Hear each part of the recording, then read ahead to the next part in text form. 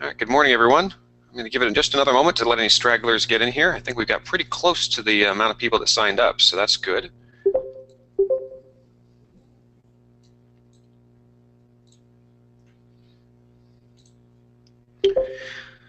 If you'd be so kind, when you call in or log into the audio, if you go ahead and mute your phone or mute the computer audio on your end, the microphone part that is, that's helpful so we don't get up with a lot of stray noises. I can mute people by force if I have to, but I try not to so they can still have a chance to ask questions. You also have a chat box you can access, so if you want to throw questions at me as we go along here, feel free to throw questions into the chat box. I'll try to keep an eye on that. If I miss them as I'm going, I'll review them at the end when we have a chance to answer any questions we might have. I think typically people do that. If you do have a live microphone or phone, you can feel free to ask questions that way as well.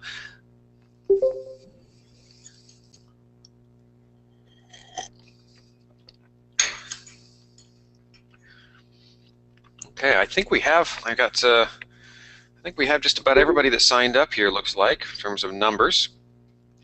So I think we'll go ahead and get started so as not to delay this anymore. So again, just a couple quick little things.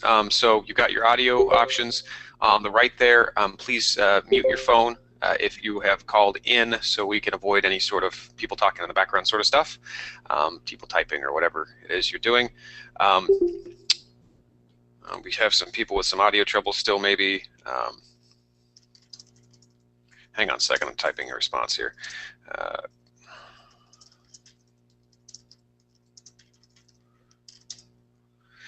Some people do have trouble with the computer audio, and so the phone audio may be a more stable option for some depending on what you're working with locally if you don't have a real strong connection.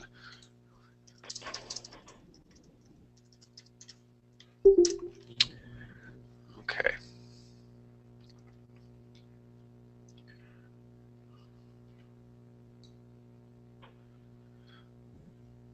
Okay. All right, well, so as not to delay it further, we'll go ahead and get started here. So welcome to everybody. Today what we're going to be doing is a reworking of a webinar that I did with a colleague from Maryland for Electronic Records Day back on October 10th. So this is one we're thinking about adding to the rotation of those that we offer. It wouldn't be monthly, but probably maybe every other month or every third month. You know, periodically we might offer this one depending on response.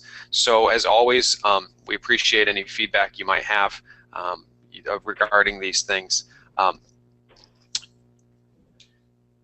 So today's session will be about talking about records that live outside of what we would call record-keeping systems. So when we start talking about records that live in active use systems that we have to deal with for legal compliance from various aspects and access and retention, but may not live in a controlled environment like we would think of and from a record management context. And how do we deal with those sort of systems? Okay, this is a carryover, I guess. A little bit about me. For those of you, I think a number of you know me, and I know you, but for those of you who may not have met me, I am the ORMS Administrator for the Oregon State Archives. That means I coordinate and run our large statewide implementation of electronic records management software that we facilitate with over 50 state and local entities at this point.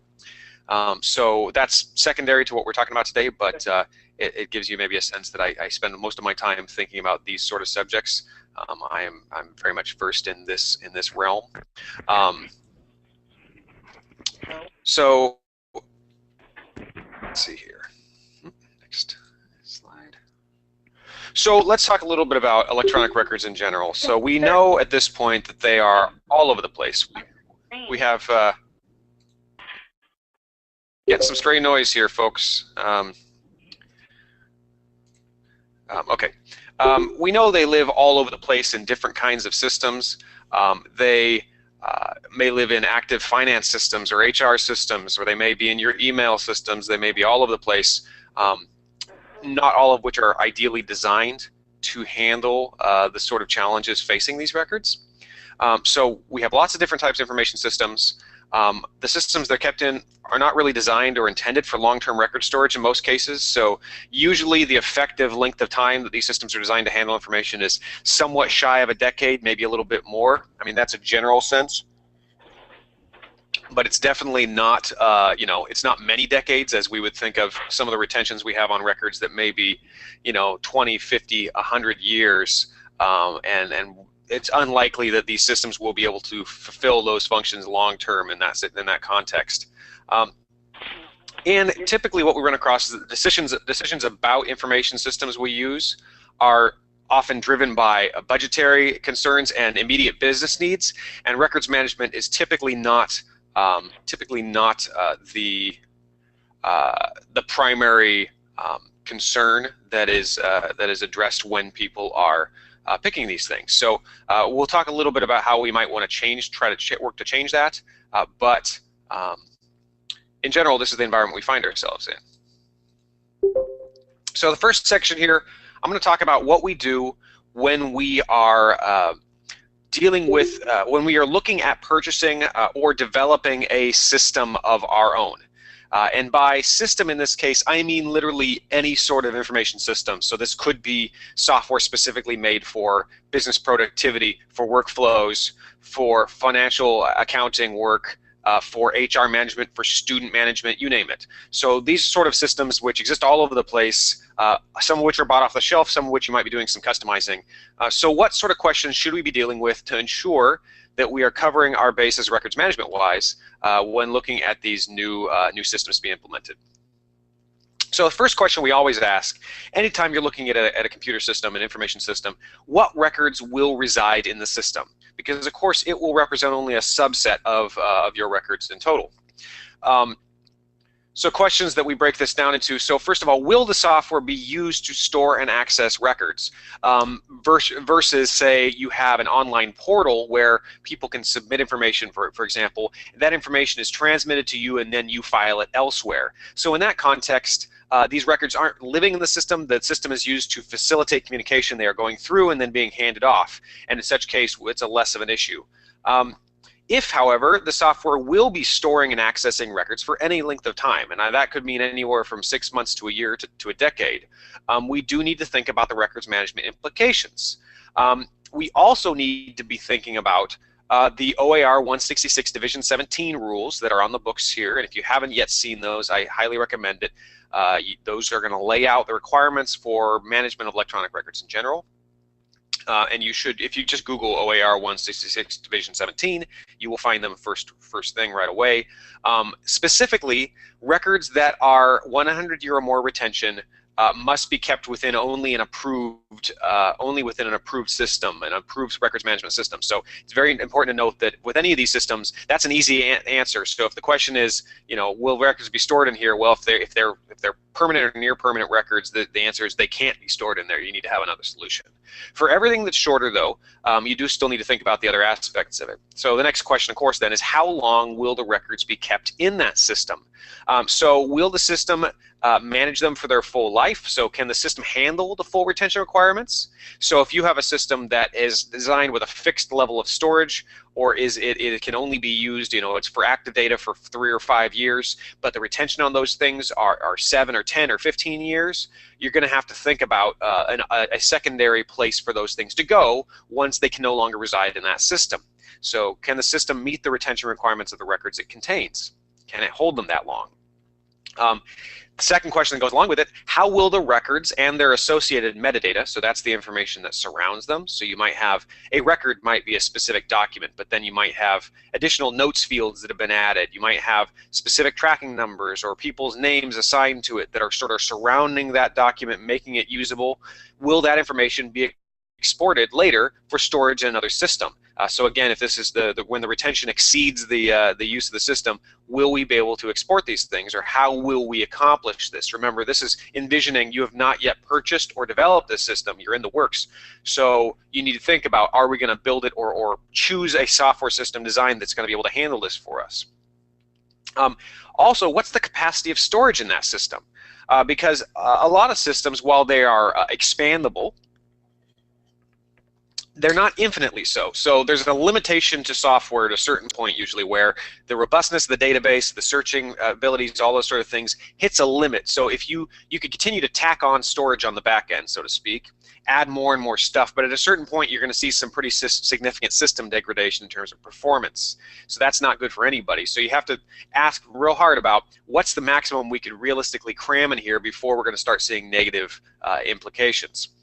Because this can be an issue that doesn't crop up right away. It may not be that you have to deal with it. It could be the next person that has your job. But at some point, the software will either age out or it will simply exceed its capacity. So thinking about what your capacity is, and then looking on the other side what your generation will be. So this thing can hold X amount of information and perform well. Maybe it's a terabyte, just to throw a number out there. It can safely hold a terabyte of information and function well. So now you look at your annual accumulation. How quickly are we going to get there? Is that accumulation going to be steady? Will it increase over time? Those sort of questions to see how long you could realistically use the system given that limitation. And then you have to ask questions about whether you should look at expanding it or if there's a possibility to do so and that sort of thing. So the next big question, so once you've tackled the storage question, the next question is, how am I going to access these things? So we do always need to consider how the records are going to be searched and used. Think about the ways in which your employees need to access content and potentially any other users that could be external. So is this a system that is going to have a public-facing portal or at least a limited one where people will be able to log in from an external place? Are you going to register users from elsewhere? Depending on the licensing system, something like that. I know some of these things would have an externally facing part where they could have their own thing, they could register and work into it, but these are external users. How are you going to access the information? Can you search across content, or are you limited to fixed organizational schemes? So the difference would be between being able to simply you select the file structure and how things are organized and they have to click through a certain way to get to things, or can you do open searching? Could they search across content? Can they search by names, keywords, dates, people, that sort of thing, which can greatly enhance the usability of a system, but could also add potentially to the expense, or maybe that's not a core function of the system. So you definitely want to think about how people are going to access it and how the efficiency is going to affect that. And will the system contain all of the information you need to find the records later? So you also want to anticipate future use needs. So we right now need this, but in 10 years when these records become semi-active, people might need additional criteria. They may be looking based upon other information. So will we have all the information we need when we put things in? And the mantra here as always is, garbage in equals garbage out. No system in the world, no computer system in the world, regardless of what it's supposed to do, will fix a poor organization on the front end or lack of information. So if you just shove a bunch of documents into a pile, much like you would on a shared drive, all these documents, they're in a folder, they're mixed together, they're not controlled for access or security or for retention purposes. There's no way to then for the system to be smart enough to parse that out and do all that work for you. Now, with a slight caveat, there's some level of automation available in some places, but we're still a long ways away from what we would call mature auto classification. So realistically, no system you're cramming these things into is going to do this work for you. So you definitely need to be aware of what you're going to be putting in and how they're going to be organized from the front. Otherwise, you're really just deferring the problem to later. You're not actually solving anything. You're not doing yourself any service here. Ease of access is ever more important with systems, inventory information systems holding records, to comply rapidly and efficiently with public records requests.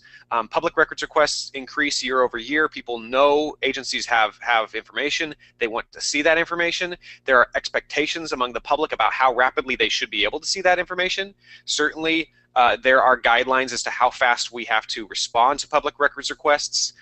But beyond that, even the ability to rapidly retrieve, spend less of our work time retrieving those records and handing them over is critical. So even if you think this is an internal system used only by a handful of our specialists, if it's going to contain significant record information in there, you want to make sure that it's pretty easy to access. You want to make sure that you've got good search protocols in it, because otherwise you're going to be spending untold hours plumbing the depths of this thing, trying to pull out the information you need and wasting a lot of time and money potentially trying to comply with information requests. So you always want to think about that. The more efficiently you can get to that stuff, the more efficiently you can respond and move on with your life.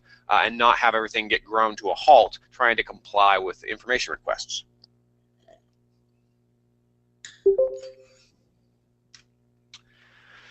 So we've now dealt with storage. We've looked at access to the records. So the next question is, how are we going to secure these records? Because there's going to be some element of secure data in most systems. Now, some may be a fairly small percentage of it, but nonetheless, we need to control who has access to it, even if we aren't talking about top secret classified documents. This may not necessarily be needing to control them from view, but you may need to control who can modify or access or modify or destroy the content, for sure. So the big question is, who's allowed to add content, who's allowed to modify that content, and who's allowed to delete it. Because we really need to have rules in place and consistent application of those rules to ensure the records can be considered authentic. And what do I mean by authentic? Authentic in this case means that they are trustworthy, that there is a trail of information surrounding them to show that these are in fact the records they purport to be, that they have been controlled through their entire life, and that's where systems like this can come in. These systems can come in handy as they show where something has lived. But you also need to make sure that you have systems of control in place to make sure that you limit the potential risk of somebody altering or accidentally or maliciously destroying your records prior to their full retention period. This is a concern for sure. So can you apply different levels of access, or is it all or nothing? Now, maybe in certain types of systems you only have one kind of user and you don't need privileged levels of access. Although at the very least you're very likely to have a system administrator, the IT side at level of access, and then a user level of access. You might not need a bunch of different tiers of users depending on how complex the system is, but you want to make sure, under no good system would allow the average end user to get in and monkey with the administrative settings or change the back end of it, for sure. So want to make sure you have different levels of access that meet your security needs. Similarly, you don't want to be in a situation where the one kind of user login you have is good for everything, but then you have to strongly police who has access to it. It's better if you can build in profiles that have different tiered levels of security access. Also, who is responsible for handling the content in here? Are you, as in this case, assuming the records manager or the records users, is your IT department primarily responsible for the content? Or do you have outside consultants or an outside IT support that does this for you? Clearly delineating who has responsibility for the content. So, for example, IT might have responsibility for maintenance of the system as a whole, being as they're helping you with your information infrastructure. However, they very likely don't have responsibility over the records contained in it, because those belong to the department or division that are actively using it. It's their records. So it's important to be aware of that. This is something that in times past have often been an argument where people thought that because it was a computer system, they were IT's records to worry about. And that is definitely not the case because these records, you know, any more than the person that owns your storage space that you rent for your paper records, you know, owns your records. No, you're still the person in charge of the content of those, and that includes controlling them for security and access and retention requirements. So these ones we've talked about so far are sort of the pressing immediate impacts. So when we project ourselves a little further down the line, what are some of the challenges we might face? Well, first of all, we have to ask the question, how will our records be preserved over time? And this is my oh so clever little graphic of, you know, preserved records in jars. Sometimes I get a little bored and decide to tweak with the graphics. So the real question here is, how are we going to preserve these over time? Now, this may be a bit of a moot point for short-term records. You don't really need to worry about this stuff too much when you're talking about records with a 3, a 5, a 6, even a 10-year retention. Generally speaking, those are fairly short-term. You're not going to face a lot of the risks that electronic records face over the decades, namely being, you know, format obsolescence, you know, systems moving beyond them, you know, bit rot, which, you know, that the files can degrade in certain environments, that sort of thing, typically are not going to come into play on short-term records. But I think many of these systems will be managing, they will be containing information that is of longer-term value, does need to be maintained for more than a decade or multiple decades. And in that case, we need to be able to monitor our files to make sure they're usable. Because the law, as it states, you know, not only do you have to maintain them for a period of time, you have to be able to access them. Because otherwise, if you have garbage, you know, that you try to hand to somebody, you're going to have a problem on your hands. So you need to make sure that not only do you have the records in 50 years, if you're required to, but that they're in a usable format, that you can actually read them, and somebody else could read them as well. So that's a key part there. So when we talk about preservation, we do talk about ensuring usability by monitoring those files, again, so we can keep track of them and what we have and what might be getting old and what's at risk. We also need to show consistent management to ensure public trust. So we need to make sure that part of that authenticity question long-term is ensuring that that the records are protected, that there is a system of checks in place to make sure that they are managed well over time, that we have accountability for who has responsibility, and show that they are consistently managed based upon a set of rules, not based upon whatever manager's decision was 5 years later. We need to make sure that our rulemaking, that our process for how these are managed is consistent, and if the rules change, we document that well. Finally, a key part of this is that you need to be able to identify what you have in terms of file types and convert them when needed. So when you're talking about maintaining a record for many decades, 50 years, 100 years, the technology world is going to dramatically change during that time period, and we can't predict what it's going to look like, but we do need to manage what we've got. So if we look and say, we're getting some files that are getting pretty long in the tooth, we've got some Word 97 files in there, and right now they're still compatible, but you know, Microsoft has said, made noises, this is not actual, but Microsoft at some point probably will make noises about withdrawing support for those after they're a couple decades old. That's a time when you need to be able to go in there and look and see what you have in those formats. And if you can't do that, you're in a tough situation, because if you don't know the formats you have in a system, you don't know what sort of files and records you have and how they're kept, you're going to set a pretty significant barrier. You're either going to have to do some pretty extensive research later on, you're going to have to investigate in the system, and that may or may not be conveniently possible without programming work. But you're going to need to be able to identify. So the best defense against that is to have something that tracks and identifies, or at least knows what you have. So you could do a search, for example, of show me my .doc files, or show me my .pdf or .jpeg files, because those are going to tell you, that'll give you an accounting, and then you can plan for, you know, how are we going to go ahead and convert these over, what's called migration, where we have to move them to a newer format. It's nothing revolutionary. It doesn't even have to be that complicated, but the key is having an inventory, to be able to have an accounting of all your stuff. Because if you don't have an accounting for it, that's a problem. So again, this is a key question to ask when you're looking at new systems and they are looking at multi-decade retention. Is there a way to identify what we've got in there?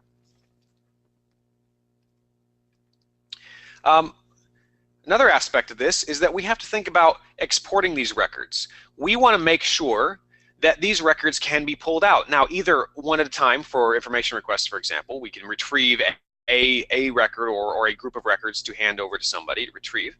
We also need to make sure that we could move them en masse when necessary. So the reality is, if your system contains long-term records, if this will ever have records of a decade or more, they're not going to be living in this thing forever. These systems aren't designed to handle that long-term data, as I mentioned. Active use systems generally aren't. It's not optimized for that. It's not the ideal long-term repository anyways. So you need to, the example I give is, how many systems from 20 years ago are still being used? And yes, there are some, clearly. But think about ones maybe that haven't had significant upgrades. Not all that many, or at the very least, we're trying to get out of them. They represent a pretty significant liability for a lot of reasons. And in this case, we're thinking about not even just us, but the people that are going to have to do our jobs after we leave, after we retire or move on. We're going to have to, they're going to have to deal with this mess, and they're not going to be real happy with you if you leave them a nightmare system that things are trapped in. So when we're looking at a fresh start, when we're looking at developing or buying a system, we really need to think about this. Make sure there is a good export. Oh, my formatting on this slide went a little wonky, it looks like. Big gap there. Make sure that we have something that will allow us to export these files. And furthermore, not just the files, but the metadata with them, ideally, because just getting the files may or may not really be sufficient. We want to have that information that surrounds them, that contextual information that allows us to use it to track what's happened to it, get those notes, get those security logs, all that sort of stuff. So can you export all of that? We need to pay attention to the contract. So if you are signing a contract with a software vendor, whether this is for remote or on-site, whether this is a simple software servicing agreement, or whether they're going to be providing the software as a service, where you're paying them a subscription and utilizing their service, but they control the thing in the back end, we need to make sure ownership is clear, and make sure that not only the information in there, but the metadata is clear about you being able to pull that stuff out in a usable format. Because if you can't, I would caution anyone from signing any agreement or purchasing anything if there was not some way to export data.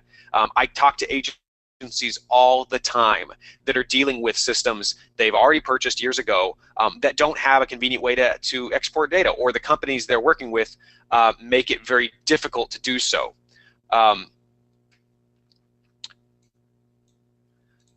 So we want, oops, skipped ahead. So we want to make very clear that who owns this stuff, who has a right to see it, and be very cautious about signing over anything that's not explicit on that. Furthermore, maybe the software developer would have helped you, but they're gone. The software developer's gone out of business, so now we're going to have to do this on our own. So we're not going to be able to necessarily count on support by them. So we want self-service tools whenever possible. Is there a way that you yourself or your IT department can go in there and do a mass export, or at least in chunks, without having to go to the software developers and have them write a tool for it? So that's a key component when we're talking about this.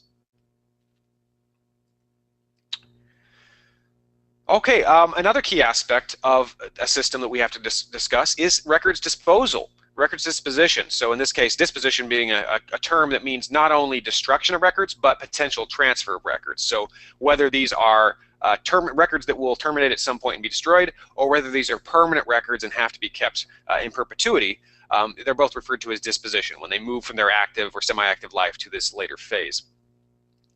We do need to plan for regular records destruction, because all non-permanent records will eventually be destroyed, and we need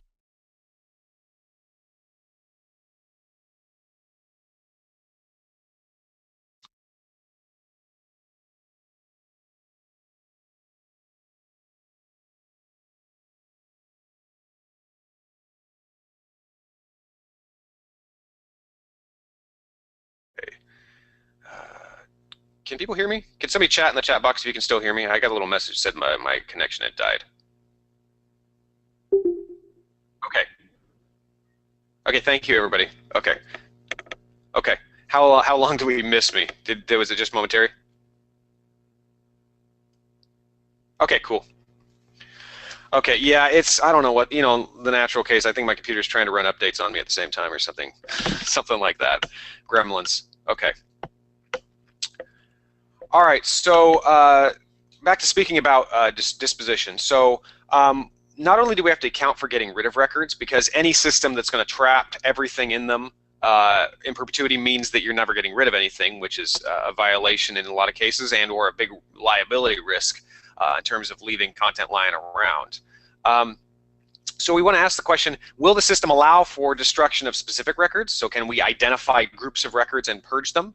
Can we do bulk destructions, or is it one at a time? Because if we have to manually select a file, delete it, next file, that's not sustainable, especially if you're going to be talking about thousands, tens of thousands, hundreds of thousands of records in a lot of these systems. There's no way to do that one at a time. So if you can't do a bulk destruction, or there's not some sort of automatic export where you can then destroy, that would again give me pause for these sort of systems. You need to be able to treat records in bulk, or you're going to be in trouble later on. Does the system automate deletion? Or does it give, and does it give you reports of this for auditing purposes? You want accountability. You want to make sure there's information surrounding those records. Is there human oversight in the process? So generally speaking, I wouldn't want to trust any system that's going to automatically purge without somebody pulling the trigger. So you might build in, as we do in a proper records management system, we build in retention triggers, but all those do is notify us. All they do is tell us this stuff is expired. It does not do the action. It does not do the destruction on its own. And that's because things get misfiled. You'll get legal holds on things. There will be a pending information request you have to comply with. There's a lot of different reasons why you might have to pause or delay that destruction activity. And if your system is auto-purging, you could be in serious trouble for that, or you have to get ahead of it. So that's riskier. I very much prefer something that, even if it does prepare for purging, it notifies you. You then have to review and pull the, say, proceed before you actually do any sort of destruction. So you want something that can do bulk destruction, but that will ask you first, essentially, that you have control over. Otherwise, you could potentially find yourself in very significant issues where systems and purging stuff in the background, regardless of legal holds or things like that, and you could be fined. You know, you could face some pretty significant penalties, be they civil or criminal. In most cases, civil, you know, lawsuits and the like for non-compliance, but they can be pretty hefty. So you want to avoid that scenario whenever possible. Okay, so that's kind of the long and the short of dealing with, I would say, purchasing new systems or developing new systems. A lot of questions to ask. A lot of that, again, is dealing with preventing the problems before they've happened. So in that case, in the perfect world, we haven't yet purchased anything. We can make these decisions in an informed way from the start, and we will not find ourselves in trouble because we, of course, answered all of our questions. However, this next section, we're going to talk a little bit about what do we do with the stuff we already have. All of us are saddled to some extent or another with legacy systems, some of which are pretty good and some of which may be really bad. And this is a scenario I run across all the time when I talk to agencies, big and small, is that almost everybody has at least one application they're keeping afloat that is antiquated, that is problematic, that creates risks, that is very labor intensive to handle.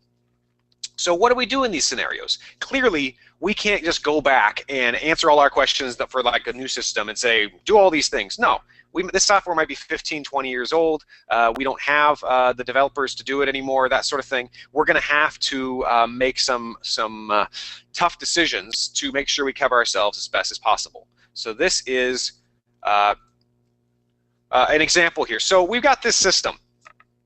Legacy systems, like I said, do present all sorts of challenges. Often there is a lack of contextual metadata for how records have been handled. There's just a bunch of stuff in there, and there's not a lot of accounting for how it got in there or what's been done to it.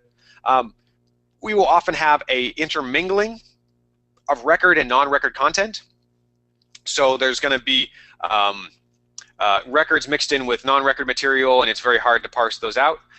Often poor or no export functionality. So I see this in a number of scenarios where either there's no bulk export function, you have to do it one at a time, or you need to write some sort of script to do it and you don't have the developers, or the company that owns the software doesn't want to let you do that, and that can often be the case. Or I've seen this scenario more than once where the software version you're on is old. You haven't upgraded it because you want to get out of it. So you're looking at something new, and you say, well, we need to export this. So you go back to the original software company and say, hey, we need to export this. And they say, well, in order to do that, you're going to have to upgrade to the newest version, which puts you over a barrel a little bit because now your stuff is essentially held hostage. So it's kind of like the moving company scam. You know, they load up your truck, take it away, and then you get a call 2 weeks later saying you got to pay us another 10 grand or you lose your stuff. It's kind of like that. It seems less sinister, but it's not much different. So this can be a challenge that people face all the time. Usually, I'd like to think the companies are a little purer of heart than that, but it can be a real argument. You have to fight your way through it. It's like trying to cancel your cable company. They'll let you do it ultimately, but boy, do you have to fight. And you have to talk through 3 or 4 people to do it. So there's often software layers between you and the records in these systems. So there's an interface. There's what's a GUI, a graphical user interface, just like you'd picture in a lot of software, that's between you and the actual content which resides behind it. So your actual record content is there, but there's a lot of stuff in front of it that prevents you from manually manipulating that. It's presenting the content for you in a way it wants to, but not allowing you to access the raw data. That can create a challenge. Another thing we run across, and this is very common, is that the records only exist what I would call virtually. So in this, picture an access database, fairly simple sort of thing. So you have basically layers of tables. You know, if you haven't worked with Access or other databases, relational databases they're referred to as, picture an Excel spreadsheet, and then another one on top of that, another one on top, and then basically instead of just having one flat plane, 2-dimensional, where this cell refers to this one and they add up and they output to another one over here maybe. In this case, this cell here may refer to one up here on another spreadsheet, and they're all connected together. So you change one thing here and it alters all the stack of them. That's my really dumb description of what a relational database does. So basically you have lots of information, all in little cells, all little data elements that, when combined in certain ways, make the record. So you could have, if you picture a driver's record, for example, so there's information about the person, their address, their age, their weight, their physical description in general, their driver's license number, any possibly information about their driving record. All of these things exist as different elements within databases and can be combined in different ways to form different records, essentially. They can be combined to say, this is the driver's record, this is your traffic citation history, this is your registration history, all of which borrow elements from one another. So how the heck do you export a record or destroy a record when it's being used, parts of it are being used elsewhere, and there is no single document? There's not a PDF that you can say purge that thing. It's just a bunch of different data elements. So, and this is a scenario that there's not an easy answer for, because those elements really only exist as a report at one point. If you ask for it, they present it to you the way you've asked for it. And so there aren't too many systems that have been designed to selectively purge, say, show me this record, great. Now, go back and purge all of the data elements that comprise this record, except for those that are also used by other records that aren't yet expired. This is why when you ask archivists and records managers about databases, they kind of turn cross-eyed and start to try, hemming and hawing, because this gets very complicated very fast. So this is a challenge we face. Retention is rarely considered in these legacy systems. In a nutshell, they've been designed to hold information, to present information, and do all that work. Very few of them have been designed to actually help you get rid of that information later on. Because why would you want to do that, right? It's here for your use. They're presuming you'll just keep upgrading and adding to your storage in perpetuity, which is a model that some of the big tech companies have gone with. But we don't all have Google resources, so we really need to think about mitigating this. So it's time to do some triage.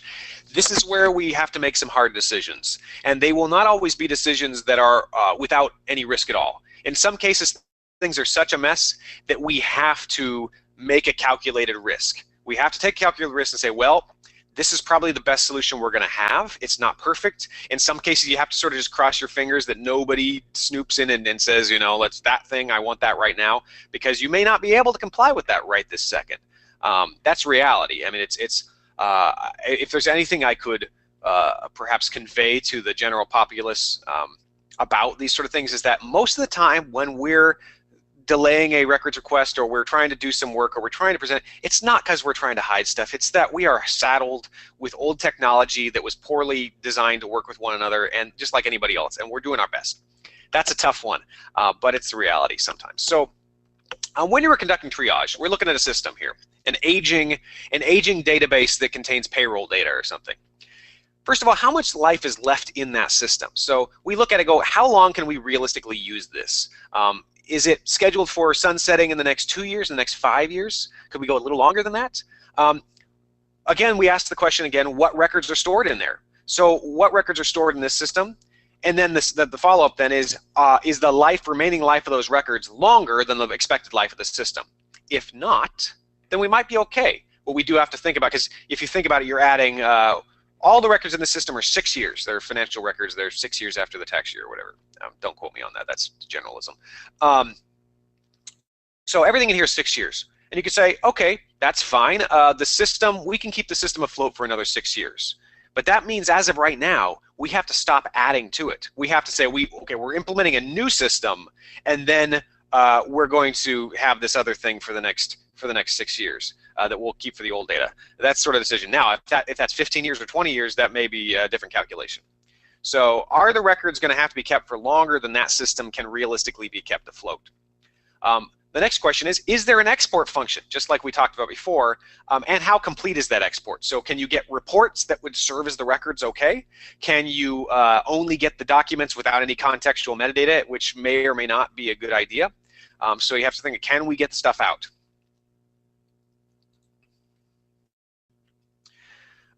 Next question.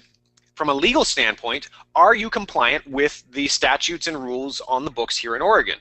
So again, I would reference, make sure you take a look at OAR 166 Division 17 regarding e-records management requirements, because that will also guide your decision making on whether or not you can legally maintain these things in such a system for long term.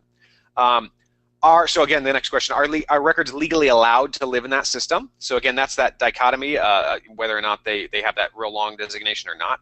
Are the records kept in an acceptable format? So again, there are guidelines in there about what appropriate formats for preservation are. So you need to look at them and go, well, they're all in a proprietary format that only works with that software. That's not good. Because again, now you've locked your records up, they're hostage again. So you need to think about that.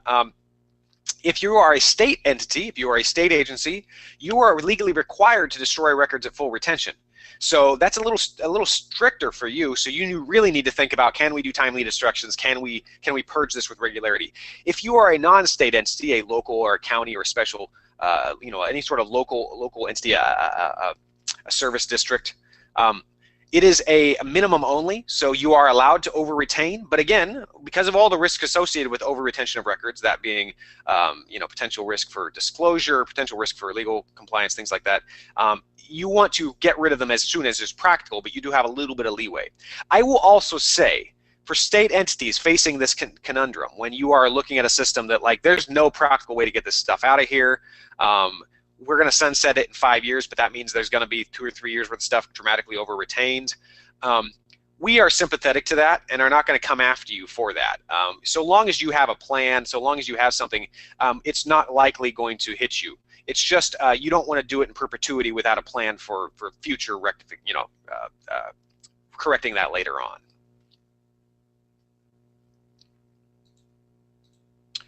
So I'm going to present a couple scenarios about how you might approach this issue, and these are pretty broad, but generally speaking, option number one will be is to manage the records in place. This is when you have either short-term records or there are significant barriers to export, aka it's written in an old software language, you don't have a programmer anymore, or the company that made this software went out of business 3 years ago, nobody can work on it.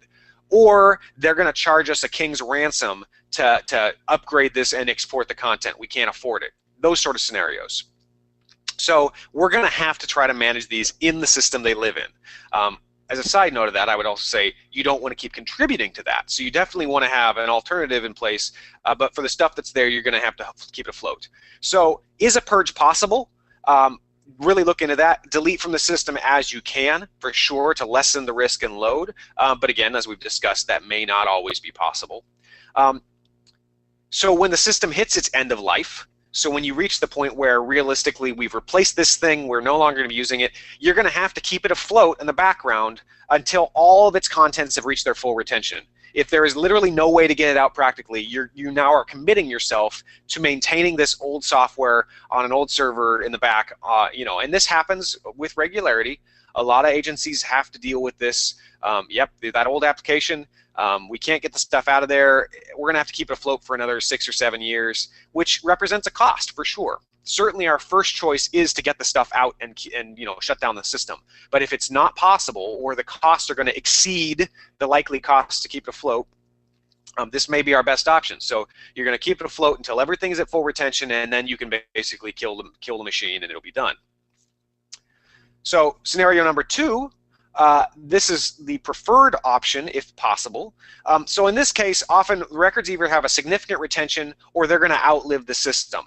So they're gonna need to be kept for quite some time, or the system's only got 2 years left to live, and you're gonna have to get stuff out. You want to identify the logical export point, aka back to what point are we going to export. You don't want to be wasting your time exporting already expired data, which inevitably you have. So if you have a bunch of old data that's already expired, don't waste your time trying to export that. It's done. Identify the logical export point. Pull out those records, and again, and the metadata as much as possible. Find what you can get, how much you can get, and if it's going to be usable, grab as much as you can. The metadata typically is not considered part of the core record. If you're talking about a record in a static format, a PDF of a document, the metadata enhances it. It adds more information. It can help you prove things legally, but it is not legally required to be considered part of the record in most cases. Not 100% of the time, but in most cases. So you're not, if you can only get the records out and that's the best you can do, that'll do in a pinch in most cases. So, but if at all possible, if you can export metadata, that's beneficial to you, because there's going to be information there that you don't want to have to re-enter or elsewhere. You don't want to have to try to reconstruct. It's going to help you.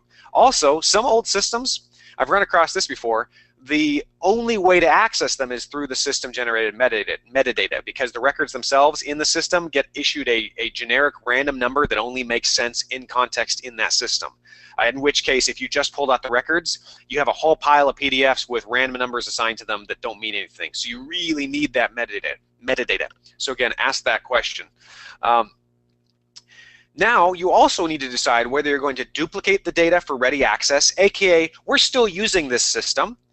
We're still using the system for now. We like to use this for ready access, for doing our work. We don't want to have to go somewhere else for older data.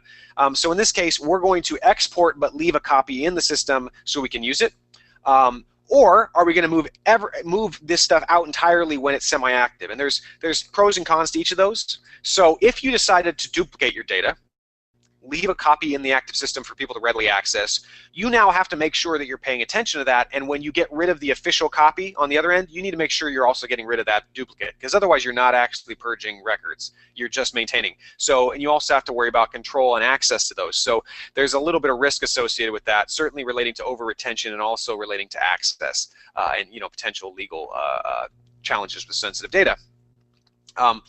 If you go the other route, move the records out entirely. So we say, okay, after 5 years, these things are semi-active, so we're going to export data at 5 years, only maintain the most current 5 years in the active system, and then after that it moves out to somewhere else. So the benefit there is you're not duplicating the data, so you cut down on your storage. You're also not going to have issues related to confused retention problems, those sort of things.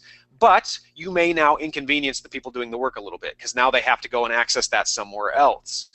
This is where identifying when it makes sense to export will help you, because they say, well, we access them a lot for this period of time, a little bit for this period of time, and then after this, almost never. So you have to find that sweet spot. When was this going to be the least amount of burden on them to do their work? Because we don't want to get in the way of people doing their work, of course. So pro and con to each way, and that's a decision that you have to make for yourself. And it may not be 100% the case in every system you look at. Of course, we need to consider access needs. So when we're looking at these things, and this, just like we considered it for new systems, we need to think about how we're accessing data in these legacy systems. So first of all, does the system accommodate ready search and retrieval? Because that's not always the case. Some of these things were back-end databases. They were never really designed for convenient access. And so this sort of weights it on the idea, can we get the stuff out of there? Looking at the active versus inactive life of the records, again, this sort of, like I mentioned in the scenario a moment ago, most records are heavily used within a small time period at the beginning, and then they have a lightly used middle stretch, and then they go in this long dormancy where people almost never look at them, but they have to sit there for a long time. So you look at that, then that's going to help you weight your decisions about when you transfer records to a less accessible but maybe more secure sort of environment. Do you have an alternative search elsewhere? So again, if this is something where we're going to export these out but put them into a system that has searchability of its own, this is going to be less of a burden, less of a concern then. But if what you're doing is you're taking them out of this active system and dumping them into essentially a protected holding tank that you can only get into a certain way, that's going to definitely weigh your decision in the other direction. Going, well, that's going to create too much of a burden for my employees. I'm going to have to make sure that we keep that accessible as long as possible. So what do? We've exported our records. What are we going to do with them now? Well, so I've mentioned this a couple times. It bears repeating again. If the retention is equal to or greater than 100 years, you are required legally by our Oregon administrative rules to maintain those records in a physical format, that being paper or microfilm, or in an improved, clarify, paper or microfilm in the term of static documents. It could also be in the case of video or audio, it gets a little clunkier, but you see what I mean. A physical format, or in an approved electronic records management system. That is laid out in there. So basically, 100 years or more retention, you can't just take these things out as digital files and shove them on a hard drive somewhere and say that's good enough. There is a system of management that is required to make sure these things will survive. If these records have less than 100 years retention, it is the agency's choice. You may, in fact, pull those things out and shove them on a hard drive somewhere. However, I would note that that is a very risky strategy, and in fact, not much of a strategy at all. The risks faced by records long-term are significant. Anything you have to keep for more than a decade or two is going to face issues of hardware and software obsolescence. It will face issues of degradation. And unless you stay on top of that, you are essentially just going to say, well, it's not my problem. My successors will have to deal with the problem of all these records falling apart on them. So really, I tell people anything more than a decade or so, anything more than a decade or two, you really need to be looking at a managed system. You can't just shove them away and hope they'll be okay. So again, is there a system of management in place? And that term I use, system of management, I don't necessarily mean a single piece of software that does everything. I mean, though, a system of organization surrounding the records to ensure that they are monitored, whether that's done through software whenever possible, or even there's just a manual check that's assigned to people. We have responsibilities to check on them, manage them, migrate them forward, that sort of thing. It can be done with a mixture of people processes and computer processes doing things automatically. The more automation you could build in, the better. This is why electronic records management systems, these powerful systems that do a lot of this for you, are so beneficial. But if you don't have that, if that's not in the cards for you right now, you need to still make sure there's a system of accountability and management in place that will make sure that you can at least float these records along until such a time as you can get more automated tools in place. And again, that is an optional thing for folks with less than 100-year records, but you are fooling yourself if you think you can get away without something in the long term for these long-term records. So as I started to get into a little bit, this isn't the main push of this one, but it bears mentioning.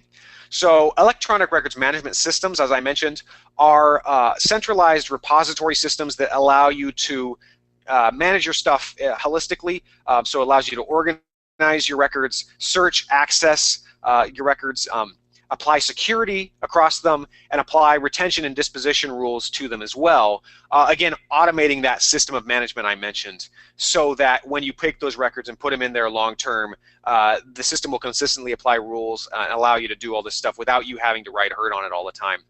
It automates as much as possible, essentially, to take a lot of those routine things out of it, and really does ensure accountability through audit trails and tracking of data and keeping on top of it. As I mentioned before, it's going to track all the content you have, so you always know what you have in the system and what kind of content it is. It controls the access to it, managed managed access for all your employees, that sort of thing, so you have a clear accountability and trail of everything. In this state, if you're going to purchase one, it must be compliant with the Department of Defense 5015.2 standard. This is a federal government standard for these sort of computer systems. That is a hard requirement if you're purchasing one. So there is a list of these things available that I will send out a link to for everybody that was on this, along with the slides. People always ask to see the slides. I will send the slides, and I will also send that list to everybody here, and you can share that, of course. That's an updated list that's maintained by the federal government that lists all systems that are currently in compliance with this standard. So you can see what sort of options there may be. Also here in the state, we have this awesome thing called ORMS, the Oregon Records Management Solution, which I know a number of you on this call are participants in, at least a few of you are. So I'm not going to talk about that too much right now, but if you have questions about that, ask me about it. We run it software as a service style, so we can help you do this in a much more affordable and efficient way than often you trying to do it by yourself. So that's an option you have in this state, which is cool because most states don't have that. In fact, no states have that for local entities other than us at this point. So we're pretty proud of that. Anyways, we want to make sure that people have the tools necessary to do a good job of this on the back end. So a final slide to sum up everything. Like everything I tell folks, when I'm giving advice or you know, talking about what we should do with technologies right now, we have to be aware that I'm giving that advice right now. And if you go back, if you talk to somebody in 5 years and say, well, 5 years ago Chris said this thing, therefore it must still be true, I wouldn't take that for granted. You always want to be checking in with us. We're updating our information all the time. This is an evolving area. And the stuff I presented today is sort of in the advice category, because these are sort of techniques that can allow you to sort of assess these things. There are, you know, lots of folks have had to deal with that, with this problem, but it's something that hopefully, because of the number of people that had to deal with it, we're getting better at it. We just don't want to continue to be used, excuse me, we don't want to continue to perpetuate the problems we already have. We don't want to be foisting the same challenges we're dealing with on legacy systems onto our successors. I mean, what kind of people are we if that's our goal? So we want to make sure that we are rectifying the problems and acknowledging that some things right now we're just going to have to deal with. That's life in government, especially. We deal with what we've got in some cases, but there are ways to do it in the safest possible way. We don't know what we're going to be using a decade hence. You know, in some cases we don't know what you'll be using in 5 years. Things move fast. But if we always ask, first of all, what about the records when looking at technology? Are there records in here? How long do they have to be kept? Is there a way to deal with them? That's going to help guide our decisions in a much more informed way. We always want to think about appropriate usage of technologies. So just because something is new and exciting, and I hear this sometimes, oh, we got a new guy in here, he's very excited to launch this, our new CIO is all about this stuff, or our new city manager really wants to bring us in the 21st century. That's great, but somebody there is make sure we're thinking about the appropriate usage, because just because a new technology exists and it's cool and it's got features you might like, doesn't mean it's always going to be appropriate for government context or for maintaining records. So we have to make sure we ask that and think about the appropriate usage in our context. Where are we going to get the benefit out of this? Where are the risks associated with this? And we basically, we need to plan for creation, capture, and retention of records before we're in the thick of it. So before you issue that RFP, make it part of the requirements. Make that RFP list out all of the things you have to have for this to be considered. Or if things are a little soft, think about some of the, you know, the optional ones potentially. But make sure you are on top of this from the start, because it's a lot easier to plan for this and have those discussions up front than it is when you're already locked into a contract or you've already developed the software and you have to try to go back and redo it. Because at that point you've lost a lot of leverage and resources to do it. So front load this work and you will thank yourself later. It will make it a lot easier.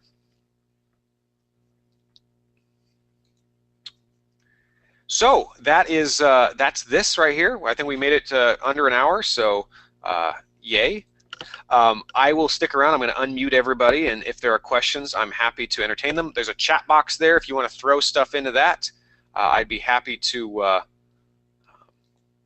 entertain those. So just I'll stick around here for a few minutes. Otherwise, thanks for coming. I'll send some follow-up materials to you afterwards, and have a nice day.